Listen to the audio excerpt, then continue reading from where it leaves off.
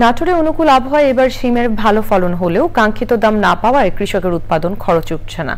লোকসান কাটাতে আগাম জাতের শিম চাষের পরামর্শ দিচ্ছে কৃষি বিভাগ। নাটোর সদর উপজেলা থেকে প্রতিনিধি রেজাউল করিম রেজার রিপোর্ট। নাটোর শহর থেকে 5 কিলোমিটার দূরে হয়বতপুর এলাকায় ব্যস্ত সময় পার করছেন শিম চাষিরা। সার, কীটনাশক ও ঔষধের দাম বাড়ায় উৎপাদন খরচও বেড়েছে। এছাড়া রয়েছে ফসল তুলতে কৃষি শ্রমিকের মজুরি ও পরিবহন ব্যয়। কৃষক বলছেন 4 থেকে 5 টাকা কেজি দরে শিম বিক্রি করে তাদের লাভ কিছু থাকছে না। সারের দাম বেশি, ওষুধের দাম বেশি, সিম 5 টাকা 4 টাকা কেজি নিচ্ছে না। ওষুধপাতির যে দাম, সারের যে দাম, এই দাম হিসাবে সিমের যে দাম আমরা একদম মরে গেছি। 1 কেজি সিম তুলতে গাড়ি ভাড়ায় তোলায় দিয়ে 4.5 টাকা খরচ। এই সিমের অবস্থায় এবার আমাদের ভিক্ষার পথে নামানির বসার অবস্থা হয়েছে।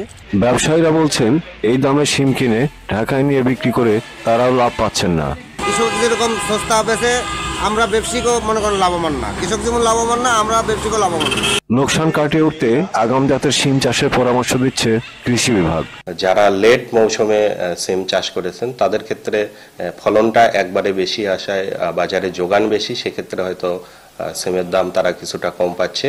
এই জন্য আমরা কৃষকদেরকে পরামর্শ দিচ্ছি যে সকল সবজি করবেন এটা যেন আগাম মার্কেটে আনা যায় সেই ব্যবস্থা নিতে পারেন, তাহলে সিমের দামটা ভালো পাওয়া যাবে।